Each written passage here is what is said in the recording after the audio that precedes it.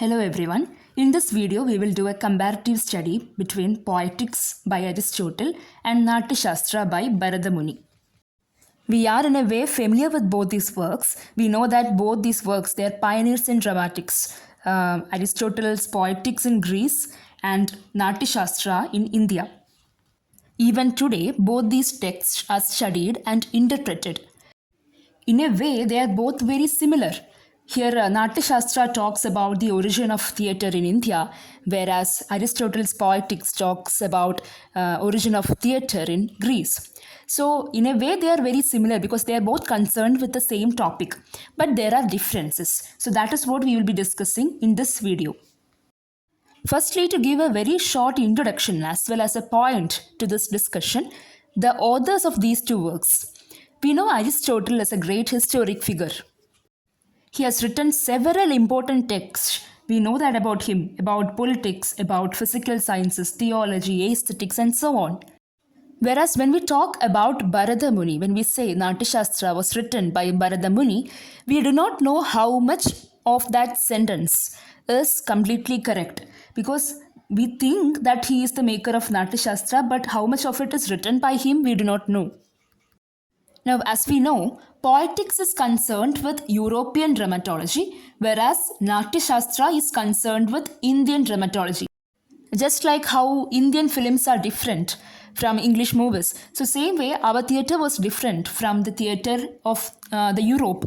So the dramatology also was different. So European dramatology was discussed in Poetics, Indian dramatology was discussed in Natyashastra.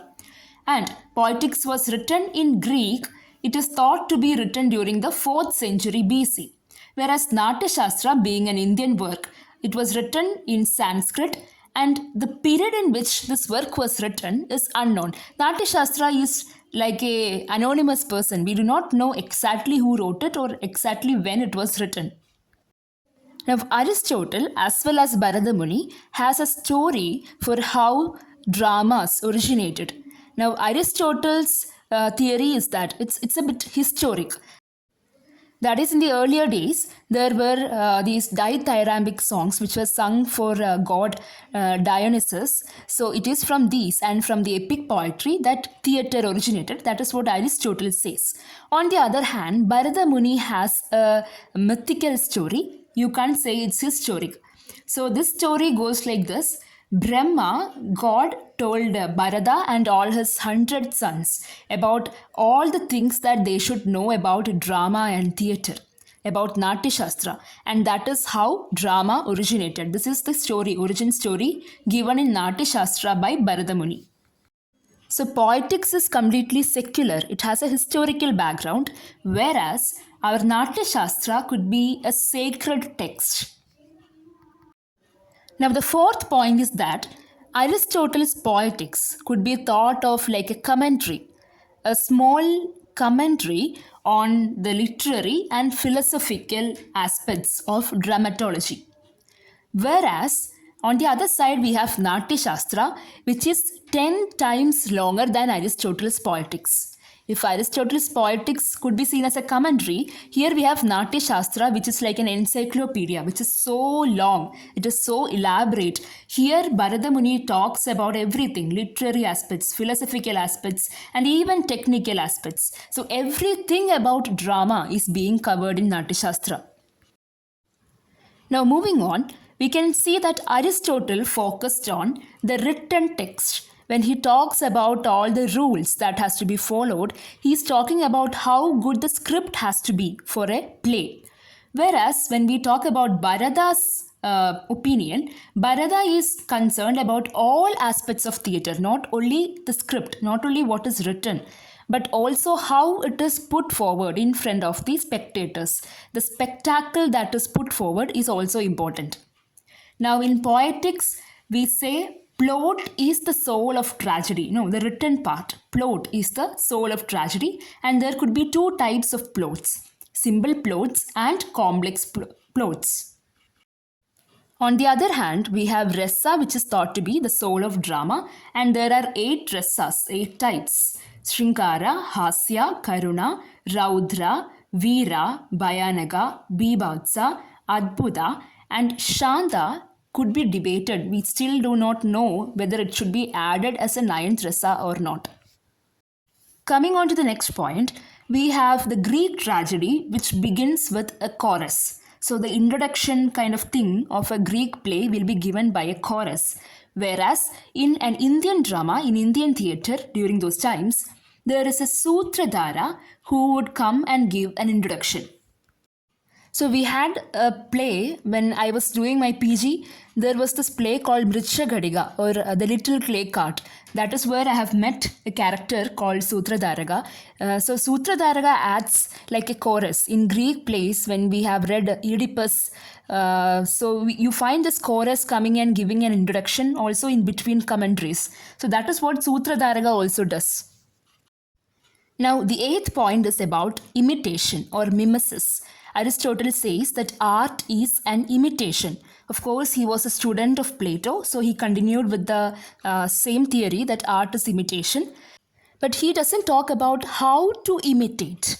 He only talks about imitation, he doesn't say how. This how part is talked by Bharata in his Natyashastra. Now, the next point is, you can think about Natyashastra as something that is very inclusive, that is including all characters, male, female, major, minor, including all characters. That is, in Poetics, Aristotle only gives us instructions for who a tragic hero should be. How should a person write a tragic plot? So what is this hero all about? The star should be like this, he should be like this, then he should have a tragic flow. But he doesn't talk about all the minor characters or the female characters. Whereas in Natyashastra, Bharata talks about the heroine, and even the minor characters are also discussed. Now, if you look at the structure of a Greek play, there are 5 parts. First, you have the prologue, then the parode, then episode, status 1, and exode. Now, in Sanskrit plays, instead of the word episode, we have acts. No, act 1, act 2, the various episodes of the play. We have that in Sanskrit play, we only call them acts instead of episode. But there are no exodes in a Sanskrit play. It's only found in a Greek play. Exodes is the final, the conclusion. You don't have such a conclusion called exode in a Sanskrit play. Instead, we have something called Phala Yoga.